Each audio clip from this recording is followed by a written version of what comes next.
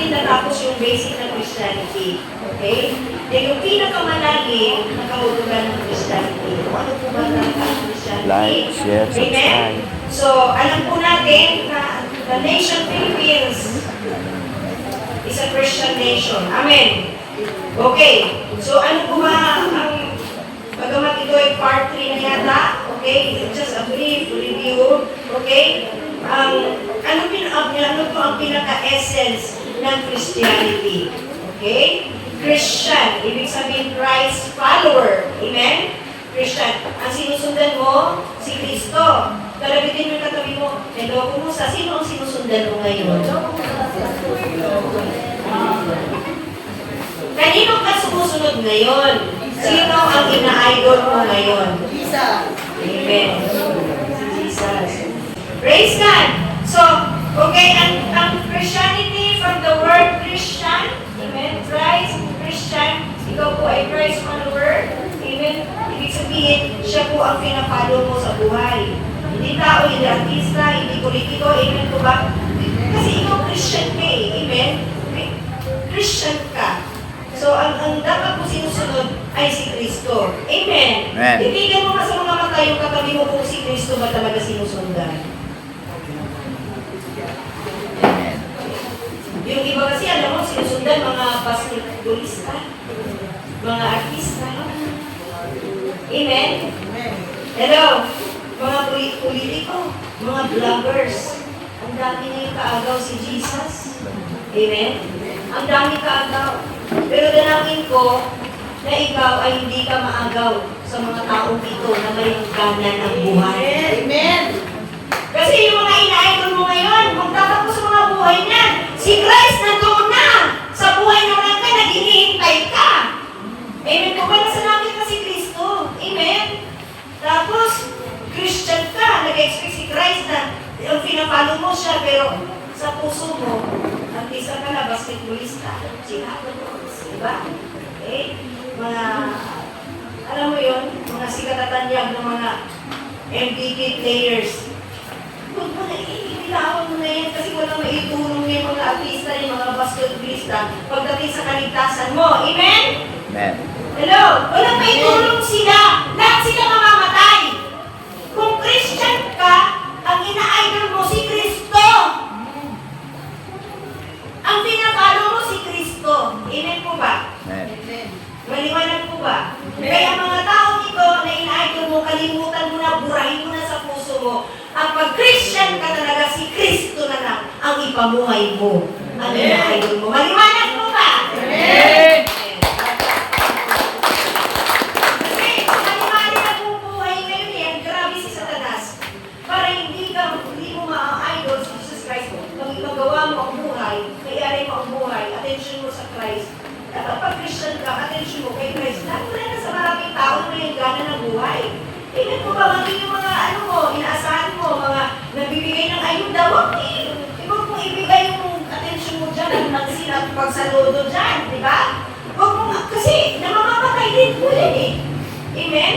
Eh, ang bibigyan mo ng attention sa buhay nito, si Kristo, sapagkat si Kristo ang pinanggalingan ng lahat. Amen. Amen? Ang lahat ng bagay ay nilikha sa pamamagitan ni Kristo. Amen. Amen. Nasa Colossians po yan. Okay? Nasa John chapter 1, pababa po yan. Amen? So, what is Christianity? Okay, sa malalim na kahulugan. Pero according to dictionary, no, Christianity is a monotheistic religion based on the life teaching. Life, buhay, katuruan, kamatayan, and resurrection, pagkabuhay ng muli of Jesus Christ. Yan po ang ibig sabihin ng dictionary sa Christianity. Okay, monotheistic. Ibig sabihin, ano ang monotheistic? Ang monotheistic refers to the belief of one God. Amen. Naniniwala po kami may isang Diyos. Amen? Amen. Hindi po ba kami ang Diyos? May mga Diyos, pero nag-iisa lang talaga ang Diyos. Amen. So, ano ang pinaka-essence ng Christianity? Ano po ang Christianity? Christianity is not the worshiping of God. Ay, hindi ka pala ko sasamba. Hindi ka na worshiping of God ang Christianity. Christianity. Even though Christians worship. Nalaman po ba natin? Kasi sa John 4:24, God is a spirit. We must worship Him in spirit and in truth. We must. It is a must na mag-worship ka kay God. Tapos yung maraming tao, sasabay, hindi. You must. We must worship Him in spirit and in truth. Amen. Kailangan talaga eh. Kailangan. Kaya mali po yung maraming Kristyano nawawala pag-araw ng linggo. Malaking kasalanan sa Diyos kapag wala ka sa araw ng linggo, araw ng panambahan. Hello? Yung inikha ng Diyos ang langit at lupa, lahat ng mga bagay na nasa mga ito, nasa dagat, lahat ng dagat, nilikan niya, sa langit, nilikan niya sa lupa, lahat. Pagkatapos noon, sa Genesis chapter 2, verse 2, pababa. Alam niyo ba? Basahin niyo siya. Pagkatapos noon niyang ginawa ang lahat, anong ginawa ng Diyos? Siya ay nagpahinga sa ikapitong araw. Ang Diyos mismo ang nag-set ng example sa tao na dapat ang tao magpahinga ng isang araw sa isang linggo. Amen? 6 days po niya kinreate anything in the world. Kahit tao kasama po doon. Pagkatapos doon, nagpahinga siya. At itinalaga niya at ginawa niyang banal ang araw ng pamamahinga. Amen. Ginawa niya. Tapos, ginawa niya ay ayaw mong sundin, ayaw mong irespeto yung ginawa ng Diyos. Kaya mali. Mali, kanina sinabi ko, mali ang isang tao na puro trabaho. Kasi pag dumatay ang tao, yung katawang lupa pupunta na sa ilalim ng lupa. Ang espiritual na buhay ay hindi nabalaghan. Amen? Hello? Kaya, mali po na ang maraming tao na kapag araw ng pamamahinga, araw na itinalaga ng langit, kasi nagpahinga ng Diyos at itinalaga niya sa Kanya at ginawa niya itong banal. Banal ang linggo. Banal ang linggo. Kalagin yung katabi mo, banal ang linggo. Kang mawawala sa banal na Diyos. Nalaling mo. Hello. Amen. Tinamaan ang luna. Pag tinamaan ka, sumamba ka nga. Amen. Pag umuwi ka, hindi ka tinamaan, hindi ka apektado, hindi ka sumamba. Ang gusto ng Lord, worship Him. Amen. You must. At pag nasaktan ka, tinamaan ka, sumamba ka nga. Amen. Huwag kayong magagalit sa akin. Huwag kayong magagalit. Amen. Amen. Ako. Si Lord to. Amen. Bakit na sinasabi? Dahil mahal ka niya, ayaw Amen. ka magkulang. Amen. Amen. So, ginawa po niya, banal ang linggo. And Leviticus 23 verse 3, ang ikapitong araw daw po ay banal na pagtitipon. Amen. May katipon ka. May kasama ka. Pagtitipon, gathering po yun. May katipon ka, may kasama ka. Amen. Banal. Banal na pagtitipon. Ibig sabihin, pag araw ng pamamahinga, na Sunday, itinalaga ng Lord at yun ang belief po natin, Sunday, may kasama kang banal.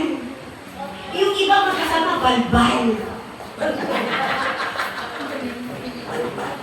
Pero pag anak ka ng Diyos, malaking kasalanan sa Diyos, na wala ka sa Kanyang banal na pagtitipon.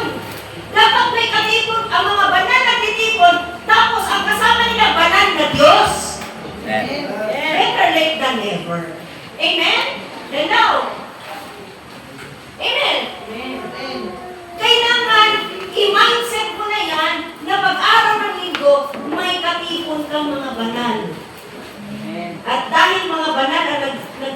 ngayon, merong banal na Diyos na sasama. Amen. Amen? Yung iba, merong mga kasama sila, mga warlord, mga drug lords, di ba? Yung mga landlords, amen po ba? Pero tayo, ang kasama po natin si Lord Jesus. Amen. So church, kung talagang anak ka ng Diyos, kasi we must worship Him. Kung talagang anak ka ng Diyos, kung tinuturing mo na anak ka ng Diyos, dapat lagi kang kapiling ng tatay mo. Amen. Amen? Amen. Anak ka ng Diyos, hindi ang tatay mo ang Diyos. Eh di, kung anong utos ng tatay, doon ka. Pag kumuha ka sa utos ng tatay, ay, problemang malaki yan. Papaluin ka niya. Amen? Amen. Kagayin mo na magulang yan, pag hindi sumusunod ng anak, lalo pagpapapa ka. Hindi na palo! Hindi natin gusto yun, palo. Hindi natin gusto yun, masakit yun, magulo yun. Amen. Amen, mahirap yun. Amen! Amen. Kaya dapat tayo ay nasa piling ng Panginoon kapag araw na kanyang kung itinalaga sa kanya at nagpahinga siya, ginawa niyang banal, ay respeto natin yun. Eh, nilalang tayo eh, ginawa lang tayo tapos wala ka tayong kapangyarihan against God. Amen? Wala tayong kapangyarihan dapat sa Diyos. Tapos susuwayin natin yung kalooban ng Diyos. Eh, sino ka mayabang ka? Eh, alam mo lang. Pero, alam nyo nung nandun kami, 3,000, we're flying now, 3,000 feet, sumakay ko ng airplane, 3,000, ang taas na sito. 3,000 ba yun o 30 feet po? 30,000. Kalimutan ko na basta. Pagtingin ko ganon, yung barko napakalaki, di ba? Yung barko parang tulog lang. Sabi ko, eh, ang barko yun, ano kaya ang tao? Tama ka lang sabi nila, galing ka sa alabok, yung alabok. Alabok, wala. Pero yung tao kayo, tapos, nagayabang tayo sa manong paraan. Sumusuway tayo sa mga gusto ng ibig ng Diyos. Eh, mayabang ka. Amen? Mayabang ka. Kasi hiwalay ka sa Panginoon. Eh, sabi ng John 15:5, sapagkat wala kayong magagawa kung hiwalay kayo sa akin. Kasi hiwalay ka? Ano ka ngayon? Hiwalay ka? Ang yabang mo na. Amen? Kaya ayun kung mamayabang sa Diyos, kahit gaano kahirap, gaano pagluwa, gaano kabigat. Ayun po. Tadyakan ako ng maraming tao, huwag lang akong tadyakan ng Diyos. Okay na. Amen? Hello? Hindi man ako makatanggap siya ng panakpang, puri. Di ba rin na? Ayun ko naman niya, mamamatay na ako. Diba? Ang gusto ko yung puri ng Diyos sa akin. Yung palakpak ng Diyos sa akin. Yung appreciation ng Lord sa akin. Nasasabihin niya sa akin, well done, my good and faithful servant. Amen. Yan ang gusto kong marinig. Ang Diyos ang nagsasalita para sa akin, hindi yung tao. Amen. Ang galing mo. Magaling ka ba sa Diyos? Hindi kailangan natin yung appreciation ng tao. Bagamat, narinig natin yun. Di ba? Hindi mahalaga. Amen. Kaya kahit walang palapak, walang appreciation ng tao, hindi tayo apektado, nagkaroon pa rin tayo. Kahit wala akong nag-appreciate sa ating ginagawa, sa ating paglilingkod, walang pamilya, walang kung anong nag-appreciate tao. Diba? Pinamusik ka pa. Hindi na mahalaga sa atin yan ang mahalaga. Yung tinig someday na sasabihin natin pagharap natin sa Diyos, well done, my good and faithful servant. Kasi bakit pakikigay ang maraming tao? Kasi kung maraming tao pakikigay, minsan parang ka, masama ka. Ganyan po ba? Minsan walang pag-asa. Minsan iba mabigat ang sinasabi. Ba't ka pakikinggan yung sinasabi na mabigat ng tao? Dapat ang pakikinggan mo yung sinasabi lang ni Lord. Amen. Kasi parang sinasabi niya, sinisiraan ka, sinisisinis ka, di ba? Pero ang dami mong marinig ng masasama, di ba? Nasasaktan ka. Ba't ka nasasaktan? Pinapakinggan mo kasi. In-entertain mo kasi.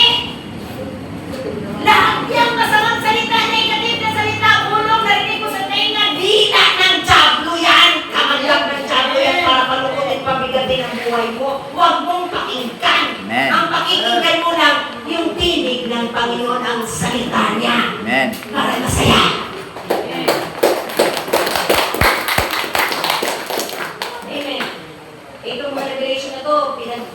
Galing ko ng langit. Dati kami nagawa ni Lord. Amen! Amen. Dalangin ko na unawaan natin mga kapatid. Kulang ng ating oras. May 7 minutes pa ako. Okay! Christianity is not the worshiping of God. Even though Christians worship God and mind this. Gawin mo mindset. We must worship God. Amen. Hindi lang pasulpot-sulpot. We must worship every day. Amen. Amen. Okay. Christianity is not believing in Jesus. Oh, hindi mo na kayo believe. Even though, hindi kasi nagtatapos doon. Naniwala ka na. Sumampalataya ka na. Kay Christ, di ba? Yan yung sinasabi ng John 1:12, ba't malilikas ka na? Doon po sa panampalatay, pagtanggap kay Kristo, maraming salita doon na nakapaloob. Amen. Hindi po yung ritual, kundi pagsasabuhay ko, ano po napapaloob doon sa salitang tinanggap mo na at sinampalatayanan mo na. Ang pagtanggap kay Jesus Christ, yung pagtanggap ng aral niya, lahat ng aral, lahat ng kalooban na aral ng Diyos. Amen. Amen! Amen. Hindi na rin po, Lord, tinatanggap kita. Sumampalataya ko sa iyo, hindi na sinabi sa John 1:12. Salamat, Lord, ligtas na ako. Tapos na. Hindi po yun. Malalim po ang kamugan ng pagtanggap at Amen. pagsampalataya. Amen! Amen.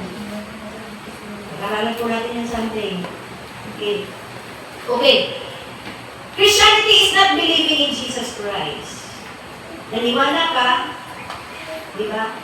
Kailangan yung pinaniwalaan mo, kilalanin mo. Amen.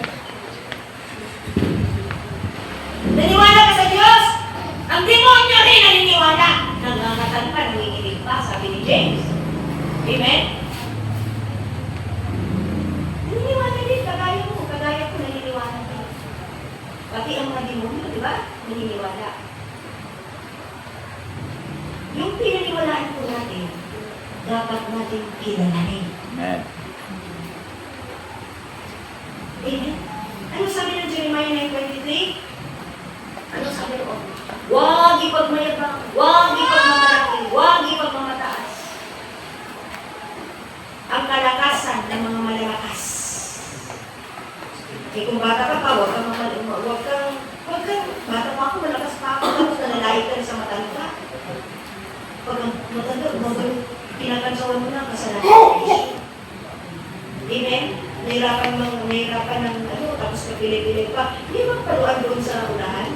Lalaitin mo, sabi, huwag mo ipagmayabang ang kalakasan mo. Yung kalakasan mo, gamitin mo sa Diyos, wholeheartedly. Amen. Malin mo ang Diyos, lakas! Kaya yung lakas na taglay mo, gagamitin mo yan para sa Diyos, hindi sa kasalanan. Amen. Di ba? Mark 12:30-32. Love the Lord with all your heart, all your soul, all your strength. Amen. Kaya yung lakas mo, huwag mo ipagmayabang mo. Ang lakas mo, gamitin mo yan sa Diyos. Amen. Huwag mo gamitin sa kasalanan. Amen. Kaya yung lakas, para magkaroon ng trilyones. Hindi mo nagaganyan, mag-repent. Alam mo, sa Genesis chapter 9, ang paggamit nito, ang sabi roon, huwag kang gumamit ng lakas para manakit. Tapos, just for the billions, para tumulong sa mga mahirap, hindi ng paraan ng Diyos. Tulungan ang mahirap sa pera mo. Ang pera mo, itinulong sa kanila, mauubos. Ang gusto ng Diyos, tulungan mo sila spiritual, dahil mo sa kanila, dahil ang Diyos hindi nauubusan ng pera. Doon sila dahil siya hindi nauubusan. Amen. Amen? Kaya mali po yun. Gumamit ka ng lakas magkapera para tutulong sa kapwa.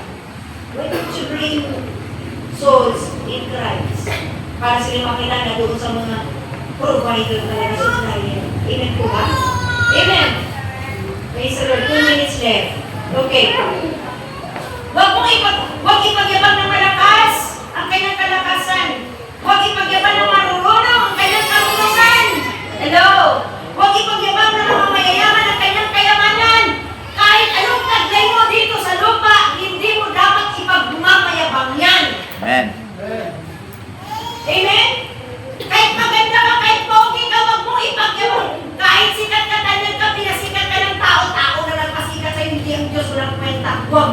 ipagyabang yan. Amen. Amen?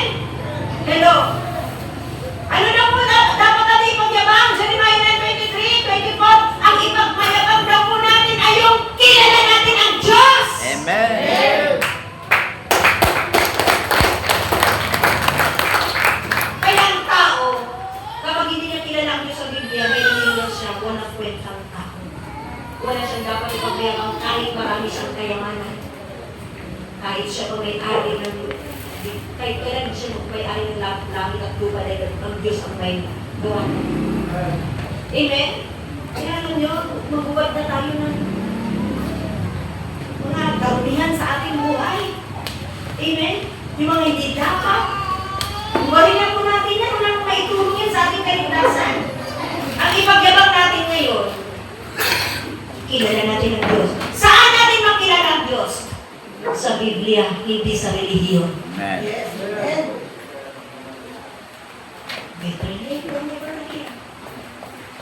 Amen? Sa Biblia. Makilala natin ang Diyos sa Biblia. Kaya yung mga relihiyon, mga sekta na nagtuturo, bawal magbabasa ng Biblia, mga atende, mali. Mananagot kayo sa Diyos. Amen. Dahil sa Matthew 4:4, nasusulat hindi lamang sa tinapay, nabubuhay ang tao. Tao lang ba? Ang pastor lang ba? Ang tao?